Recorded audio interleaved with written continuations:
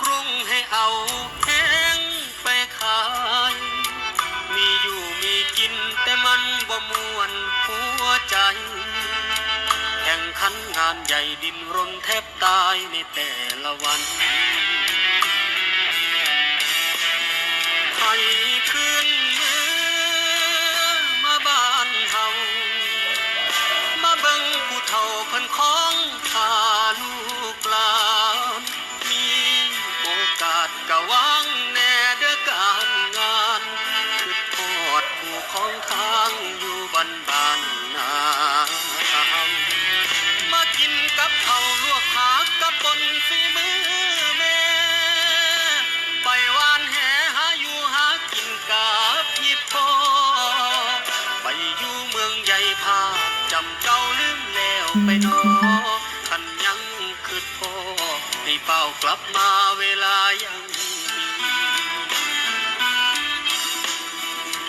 ลูกลาเอ๋ยแม่ของทางสู่คำเศร้าป่านนี้เจ้าเป็นจังใดเนาะลูกเอ๋ยสำบายดีบ่คำเป็นคำถามที่คุ้นเคยอาจเป็นคำเฉยๆจากหัวใจผู้เป็นแม่ลูกลาเอ๋ยเมื่อบ้านเฮาได้มือใดคำถามย้ำๆในใจอยากเว้าเมื่อบ้านแน่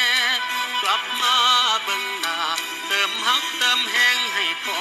แม่ถูกความเหงารังแกกลับบ้านแม่เด้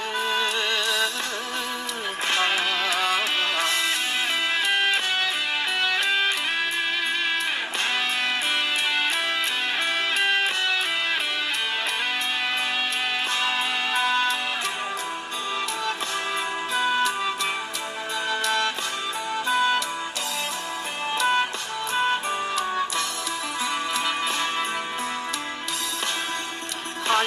คืนเมืองมาบ้านเฮามาเบิ่งผู้เฒ่าเพิ่นของพาลูกหลานมีโอกาสกะวางแน่เด้อการงานคือทอดผู้ของทางอยู่บ้านนาตั้งสู่คำเศร้าป่านนี้เจ้าเป็นจังใดเนาะลูกเอ๋ยสำบายดีบ่คำเป็นคำถามที่คุ้นเคยอาจเป็นคำเฉยๆจากหัวใจผู้ถูกความเหงารังแกกลับบ้านแน่เด้อ